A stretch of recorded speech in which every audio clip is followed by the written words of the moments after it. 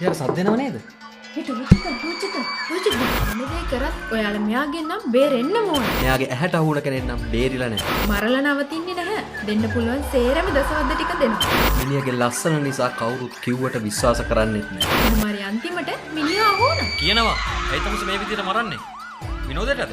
ඇයි මරන්නේ මේ විදිහට හන්දේ වල ඩිස්ප්ලේ දාන්නේ? අද කතාව විහිසුනම දාමඝාතකයෙක් ගැන. මෙයා ලෝකෙම දන්න සීරියල් කිලර් කෙනෙක්. මෙයා සුදුම සුදුයි. ඇස් දිලිසෙනවා. හරිම හැන්සම්. ඒ වගේම හරිම හුරු බුහුටි. මේ පෙනුම හින්දම මෙයාට හැම තැනකින්ම බේරෙන්න හම්බ වෙනවා. මෙයා වැඩිපුරම ගැවසෙනවා කියලා ආරංචි වෙන්නේ ඇමරිකාව පැත්තේ, ඒ වගේම යුරෝපයේ, ඇෆ්‍රිකා පැත්තේ, ඒ වගේම ඔය ඕස්ට්‍රේලියා, නිව්සීලන්ත, පැපුවා නිව්ගිනියා පැතිවල. ඔයත් ඒ පැත්තේ ඉන්නවනම් අනිවාර්යෙන් මෙයාගෙන් පරිස්සම් වෙන්න. හැබැයි ලංකාවට එන්න බැරි කමකුත් නැහැ. මෙයා ගොදුරක් හොයාගත්තට පස්සේ එතනම මරනවා. මරලා විතරක් නවතින්නේ නැහැ. බොඩි එකට දෙන්න පුළුවන් සේරම වද ටික දෙනවා. මරලා විතරක් නෙමෙයි. බොඩි එක අරගෙන යනවා එතනින්. මෙයා කොච්චර පුරුදුකාරයෙක්ද කියනවනම් දවල් රෑ කියලා මෙයාට වැදගත් වෙන්නේ නැහැ. ෆිල්ම්ස් වල අපි දකිනව වගේම මේ මිනි මරුව කරන්නේ හොඳට හැමදේම මුලින්ම සැලසුම් කරලා. දකින ගොදුර පස්සේ යන්නේ නැහැ. එයාට අවශ්‍ය කරන ගොදුර හරි වෙලාවට තෝරගන්න එයා පරිස්සම් වෙනවා. එයා මුලින්ම කරන්නේ එයාගේ වදකාගාරය හදලා ඉන්නවා. ඒකට ගන්න පුළුවන් හැම තියුණු ආයුධයක්ම ගන්නවා. මෙයා එයාගේ ටයිම් එක අරගෙන හරි ලස්සනට තියුණු කටු ගන්න පුළුවන් හැම ආයුධයක්ම එකතු කරලා මෙයාගේ වදකාගාරය ලෑස්ති කරනවා. මෙයා මරලා වැඩි වෙලාවක් එතන රැඳිලා ඉන්නේ නැහැ. ඉක්මනට බොඩි එක අයින් කරනවා එතන. ලෝකේ ඕන තරම් මිනි මැරුම් වෙනවා.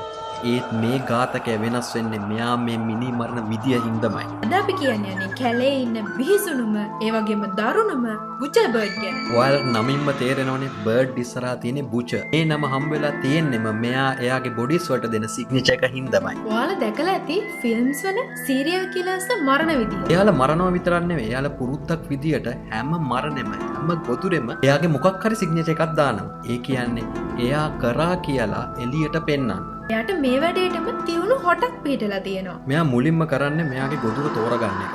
මුලින්ම කිව්වාගේ මෙයාගේ වදකාකාරය හදලා තියෙන්නේ. මෙයා ඊට පස්සේ කරන දේ තමයි මෙයාගේ ගොදුර තෝරගන්න එක. මෙයා හරි පරිස්සමට එයාගේ ගොදුර තෝරගන්නවා. තෝරගත්තට පස්සේ එක සැනකින් එයාව මරලා දානවා. ප්‍රභු ගමම්ම අර කලින් කිව්වා වගේ එයා බොඩි එක අරගෙන යනවා එයා හදපු වදකාගාරයට.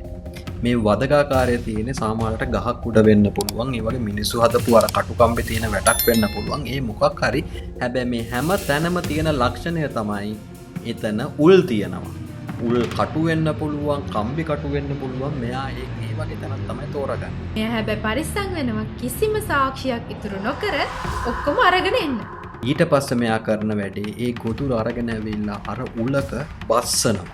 සමහර වෙලාවට ඇඟ මැදින් බස්සනවා. ඒක හරිම දරුණුයි බලන්න. ඒ මදිවට පණ පිටින්. පණ පිටින් මේ බස්සන ඝාතකයේ හින්දම තමයි මෙයා බුචර් බර්ඩ් විදියට ප්‍රසිද්ධ වෙන්නේ. මෙයා දවස් ගාණක් ඒක ඩිස්ප්ලේ දාලා තියෙනවා. මෙතන එක ගොදුරක් නෙවෙයි සමහර වෙලාවට ගොදුරු කීපයක් තියෙනවා. මෙයා ලස්සනට පොලිමට ඒ කටුවල ගහලා මෙයාලව ඩිස්ප්ලේ එකේ දාලා තියෙනවා. මෙයාගේ කැමතිම ගොදුර තනකොළ පෙත්තෝ. හැබැයි තනකොළ පෙත්තන්ගේ ඇඟේ විස ගොඩක් තියෙනවා. ඒක එකපාර එයාට කන්න බැරි හින්දා තමයි එයා කූරක ගහලා සතාගේ විස අඩු වෙනකම් ගහලා තියෙන්නේ. හැබැයි බලන අපි හැමෝටම නම් පේන්නේ මේ හාදය සීරියල් කිලර් කෙනෙක්ම තමයි කියන්නේ. ඒ විතරක් නෙමෙයි අර කට්ටේ රඳවල තිබ්බම ගොදුර මෙයාට සැරෙන් සැරේ ඒ මස් කෑලි උදුරු ගන්න පුළුවන්. මෙහෙම උදුර ගත්තට පස්සේ සමහර වෙලාවට හැම ගොදුරම ඔළුව තමයි ඉතුරු වෙන්නේ. ඉතින් මේක තවත් බිහිසුණු දර්ශනයක් වෙනවා. ෆෝටු වල ඔළුව විතරක් ගහලා තියෙනවා. ඉතින් මේක තමයි කැලේ ඉන්න දරුණු සීරියල් කිලර්ගේ කතාව. මෙයා සීරියල් කිලර් කෙනෙක් වෙන්නේ නැති. හැබැයි ස්වභාව ධර්මයට සැහැණ උදව්වක් කරනවා. ඒ වගේම මේ කුරුල්ලගෙන් කැලේ තියෙන ජෛව විවිධත්වයට ගොඩක් ප්‍රයෝජනවත් දෙයක් වෙනවා. ඒක තමයි කැලේ ඉන්න කුමීන් ගහණය අඩු කරන්න පුළුවන් එකට. මොනව අඩු කරත් මිනිහා මරන්නේ නම් මහත් දරුණුම විදියට. තමන්ගේ මරණ ඩිස්ප්ලේ දාන දාමඝාතකයේ කතාව මේක තමයි. ඔයාලා හැබැයි සන්තෝෂ වෙන්න ඕන කාරණයක් තියෙනවා. එයා මේ සයිස් එකකින් විතරක් ඉතුරු වුණේ නේද? හැබැයි මීට වැඩිය මෙයා ලොකු වුණා නම් අපිටත් ප්‍රශ්නයක්. එහෙනම් ඊළඟ වීඩියෝ එකේ හම්බෙමු.